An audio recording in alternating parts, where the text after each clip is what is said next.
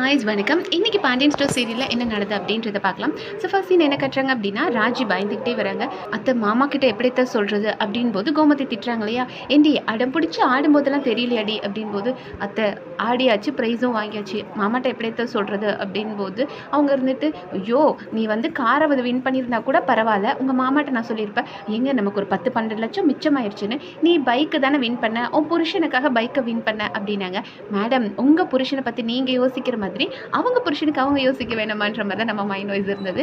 So நீ அவனுக்காக bike வாங்கி கொடுத்துட்ட, நான் என்ன சொல்கிறது அப்படின் போது மீனா சொல்கிறாங்க, அத்தை மாமா கூட 30 வருஷம் வாழ்ந்துருக்கீங்க, உங்களுக்கு தெரியாதா மாமாவை எப்படி சமாளிக்கணும் அப்படின் போது, சரி சரி நானே சொல்கிறேன், நீங்களா யாரும் போனதுமே உளராதீங்கடி, டைம் பார்த்து நானே சொல்கிறேன் அப்படின்னு கோமதி அஷூரன்ஸ் கொடுத்துட்டாங்க. அண்ட் அடுத்ததான் நம்ம செந்தில் கேட்குறாரு, அம்மா இவன் வந்தா இல்லையா குமார் விஷயத்தை அப்பாட்ட சொல்லணும் தானம்மா அப்படின் போது நம்மளோட கதிர் சொல்கிறாரு, கண்டிப்பாக சொல்லணும் அப்படின்றாரு. ஆனால் கோமதி இருந்துட்டு, ஏய் வேணாம் இப்போல்லாம் எதுவும் சொல்லிட்டு இருக்காதீங்கடா அப்படின் போது கதிர் கோவப்படுறாரு. அப்புறம் என்னம்மா சும்மா பார்த்துட்டு இருக்க சொல்றியா, ஒன்றும் பண்ண வேண்டாமான் போது, இங்கே பாரு இப்போ அடுத்த வாரத்தில் இவளுக்கு கல்யாணம் இருக்குது அரசிக்கு, இப்போ சொன்னோம் அப்படின்னா தேவையில்லாத பிரச்சனை, வெட்டுவேன் குத்துவேன்ற பிரச்சனை வந்துட்டு நிற்கும், கோர்ட்டு கேஸுன்னு ப்ராப்ளம் போகும், அதெல்லாம் எதுவும் வேண்டாம், முதல்ல இவ கல்யாணம் முடியட்டும், அப்புறமா கண்டிப்பாக நம்ம அவங்க வீடேறி போய் கேட்க வேண்டிய நேரம் வரும், அப்போ கேட்டுக்கலாம், இப்போ பிரச்சனை வேண்டாம் அப்படின்ற மாதிரி பேசுகிறாங்க. அடுத்ததான் நம்ம மீனா சொல்கிறாங்க ராஜி கிட்ட, ராஜி உன்னை கதிர் தானே வண்டி ஓட்டிகிட்ருக்கா, நீ போய் முன்னாடி உட்காந்துக்கோ அப்படின்றாங்க. ஏன்னா அத்தையால் ரொம்ப நேரம் முன்னாடி உட்கார முடியாது, நீ போய் முன்னாடி உட்காந்துக்கோ அப்படின் போது ராஜி சொல்கிறாங்க, இல்லைக்கா அப்படிலாம் எனக்கு எந்த இன்ட்ரெஸ்ட்டும் இல்லைக்கா அப்படின் போது உடனே மீனா இருந்துட்டு, ஏய் நீ போய் உட்காந்தாதான் நான் வந்து செந்தில் ஓட்டும்போது நான் உட்கார முடியும். நம்மளோட செந்திலும் அந்த டைம் பார்த்து கதிர்கிட்ட கேட்குறாரு, டேய் ரொம்ப நேரமாக நீ தான் வண்டி ஓட்டுறேன்னா ஓட்டட்டுமா அப்படின்னு கேட்குறாரு. சரி ஓகேண்ணா அப்படின்னு சொல்லி இவரும் கொடுத்துட்றாரு. அப்போ நம்மளோட செந்தில் முன்னாடி வரப்போகிறேன்னு சொன்னதுமே மீனா உடனே அவர் கூட உட்காந்தே தான் வருவாங்களாம்.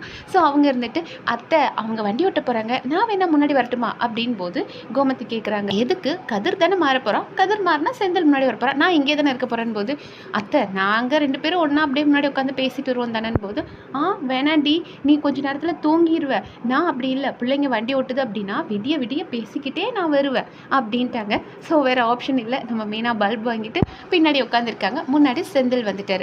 செந்தில் வந்து உட்காந்து ஓட்ட ஆரம்பிச்சிட்டாரு. பட் நம்மளோட கோமதிக்கு லைட்டாக தூக்கம் வருது. ஸோ கொட்டாவி விடுறது தான் மீனா பிடிச்சிட்டாங்க.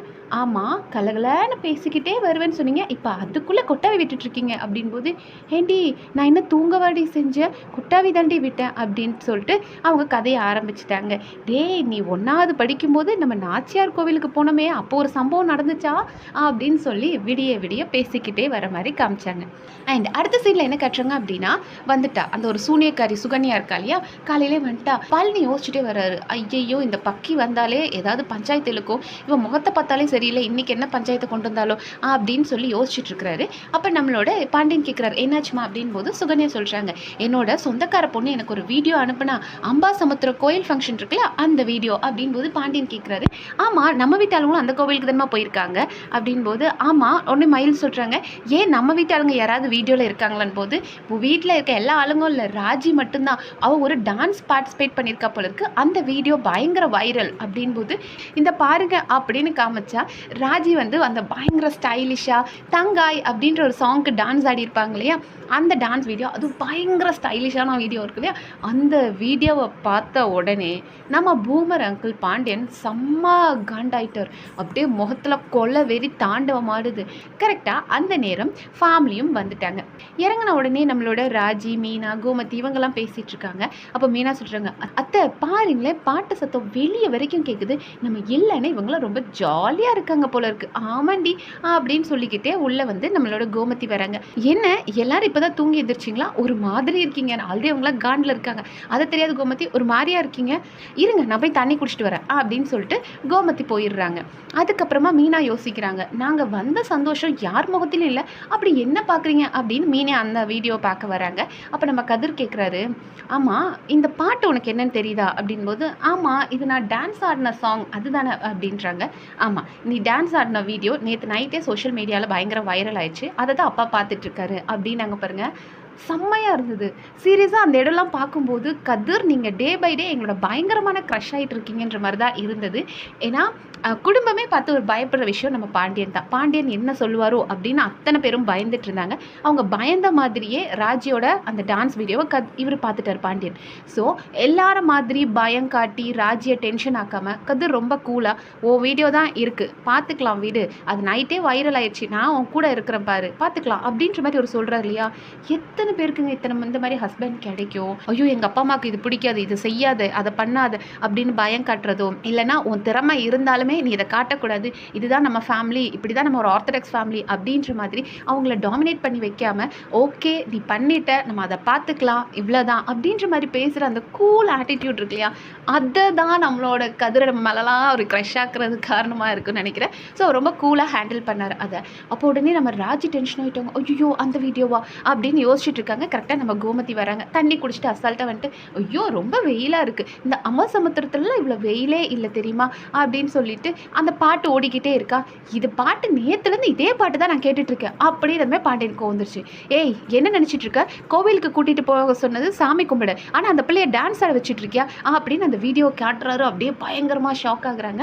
ஆனால் கோமதி அடித்தாங்க பாருங்க ஒரு அந்தர்பல்ட்டி. ஏங்க நானும் இது தாங்க சொன்னேன், சும்மா போகிற இடத்துல எதுக்கடி டான்ஸ்லாம் சொன்னேன், ஆனால் இப்படி இவ தாங்க கேட்காம ஆடிட்டா.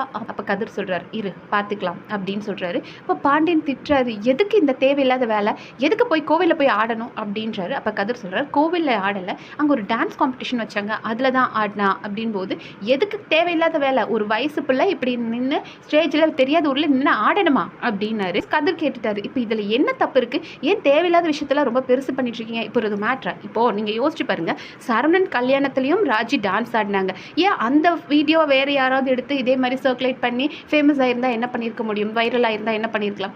தட் ப்ராப்ளமே இல்லை, என்ன டான்ஸ் தான் பண்ணுறாங்க, ரொம்ப நீட்டாக டான்ஸ் பண்ணியிருக்காங்க, இதில் என்ன தப்பு இருக்குது. ஸோ அவர் வந்துட்டு ஓவராக நம்மளோட பாண்டியன் எப்போதும் போல் சீன் போடவும் இவர் இருந்துட்டு கதிர்ட்டு இப்போ இதில் என்ன தப்பு இருக்குது, நீங்கள் தான் ஓவராக பேசிகிட்டு இருக்கீங்க அப்படின்ற மாதிரி பயங்கரமாக நோஸ் கட் கொடுத்தாரு.